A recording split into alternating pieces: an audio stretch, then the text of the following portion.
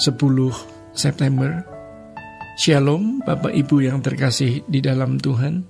Kebenaran pada saat ini berjudul melarikan diri. Bapak Ibu yang terkasih di dalam Tuhan, orang bisa mengerahkan seluruh kemampuannya untuk apa yang dia pandang bernilai dan membahagiakan. Tidak peduli tenaga, waktu, materi, apapun bisa dikorbankan. Tetapi untuk kesalehan hidup, untuk kesucian hidup, orang tidak mengerahkan segenap hidupnya.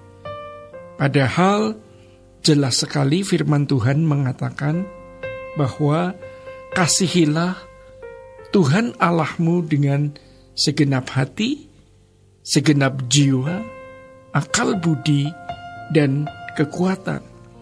Itu berarti sedikit sekali orang yang benar-benar sungguh-sungguh menghormati Tuhan. Seseorang yang menyanyi, memuji Tuhan, menyembah, belum tentu hatinya adalah hati yang menyembah. Sebab kualitas penyembahan seseorang tidak ditentukan oleh momen pada waktu dia mengucapkan kata-kata atau kalimat penyembahan, tetapi bagaimana kehidupan setiap hari dia bersikap terhadap Allah, kesungguhannya untuk menjadikan Tuhan sebagai satu-satunya yang berharga dalam hidupnya. Dan sejatinya sulit sekali orang menemukan kehausan akan Allah karena rusaknya kehidupan kita oleh pengaruh dunia. Jarang orang sampai di tingkat yang kuingini engkau saja. Bersyukur kalau kita melewati pergumulan berat, tekanan-tekanan, kepedihan-kepedihan hidup, lalu Tuhan menerangi kita dengan kebenaran-kebenaran firman. Dan kita bisa memilih Tuhan. Dan sementara kita memilih Tuhan, kita bertumbuh. Bapak Ibu yang terkasih di dalam Tuhan, banyak orang yang selera jiwanya telah rusak. Kehausan di dalam rohnya tertutupi oleh kehausan terhadap kebutuhan pemenuhan jasmani, keindahan dunia ini. Dan itu berarti seseorang menyembah iblis. Sebab orang yang menyembah Allah adalah orang yang haus akan Allah dan sudah mengerti bahwa kebutuhannya hanya Tuhan. Kehausan yang salah membuat orang memburu kesenangan dunia, dan itu makin jauh dari kesalehan hidup, makin jauh dari kesucian hidup. Kita harus sadar bahwa kita adalah orang-orang sakit, yang oleh karenanya kita harus datang menghampiri Tuhan, meminta jamahan dan lawatan Tuhan.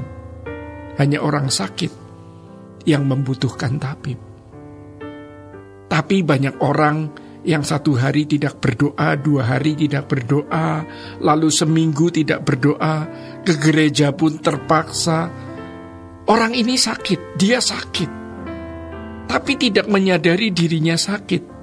Yang dikejar, yang dia buru bukan sesuatu yang dapat menyembuhkan dirinya, melainkan malah membuat dirinya makin jauh dari kesucian dan kekudusan Allah, makin jauh dari kesalehan. Berapa banyak di antara kita yang setiap hari mencari Tuhan, yang mulai setiap harinya sebelum matahari terbit berkata, Tuhan sembuhkan aku. Jika ada unsur-unsur kekafiran di dalam diriku, ada unsur-unsur dosa di dalam dagingku, Sebab kalau masih ada unsur-unsur kekafiran, tawaran dunia masih bisa masuk, masih nyambung dengan pikiran kita, lalu bisa connect dengan daging kita. Tapi kalau kita makin mematikan keinginan daging, maka ketika kita melihat tawaran dunia, hal itu tidak membuat kedagingan kita menyala. Orang yang masih memiliki perasaan benci, dendam, maka ketika ia dilukai kedagingannya akan menyala. Seseorang yang masih haus pujian, masih haus sanjungan, ketika dipuji atau setidaknya didaulat, duduk paling depan dalam sebuah pertemuan, langsung menyala dagingnya, dan ia menikmati pujian itu. Tetapi ketika kita belajar merendahkan diri, kita memahami bahwa kita bukan siapa-siapa. Kita ada sebagaimana kita ada karena anugerah Tuhan. Maka kebanggaan, kesombongan tidak menyala lagi di dalam daging kita. Jadi Bapak Ibu, kalau kita mau menjadi orang saleh, kita harus menutup mata dan telinga jiwa kita dari semua input yang bisa merusak diri kita. Unsur kekafiran harus dihilangkan, harus diganti dengan firman, diganti dengan kehadiran Tuhan di dalam hidup kita. Jadi kalau kita ke gereja, kita senang mendengar kebenaran, jiwa kita menyala. Kita bisa membedakan suara Tuhan dan bukan suara Tuhan, karena kita tidak memiliki landasan dunia, tetapi landasan pikiran dan perasaan Allah.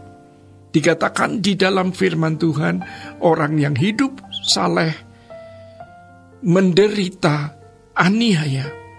Dunia pasti menganiaya kita, dan kita pasti mengalami kesulitan untuk mencapai kesucian. Itulah yang sering tidak dilakukan oleh orang karena kesulitan itu. Belum lagi kalau Tuhan seakan-akan diam, seakan-akan tidak ada. Seakan-akan Tuhan tidak hadir. Belum lagi kalau tantangan di sekitar kita, karena iblis tentunya pasti menggeliat, pasti bermanuver untuk menghentikan laju kita untuk menjadi orang saleh. Kita berkejar-kejaran dengan kuasa kegelapan. Mana yang lebih tekun? Mana yang lebih giat? Mana yang lebih sungguh-sungguh? Jadi jangan beri kesempatan sesuatu yang najis masuk dalam pikiran, apalagi sampai kita nikmati, karena itu akan membangun cita rasa jiwa kita dan menjadikan kita orang yang tidak saleh. Larikan diri kita se-ekstrim-ekstrimnya. Setiap hari kita harus memberi ruangan untuk bertemu Tuhan. Tidak lagi bergaul karib dengan orang-orang yang tidak takut Tuhan. Larikan dirimu. Jauhkan dirimu.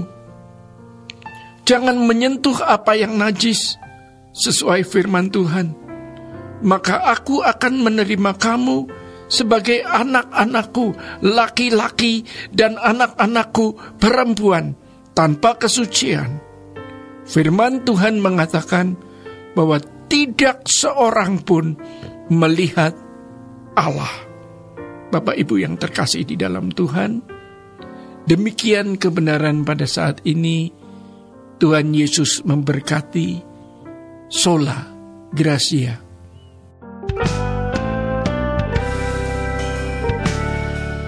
Renungan Truth versi audio dapat diunduh melalui truth.id/voice.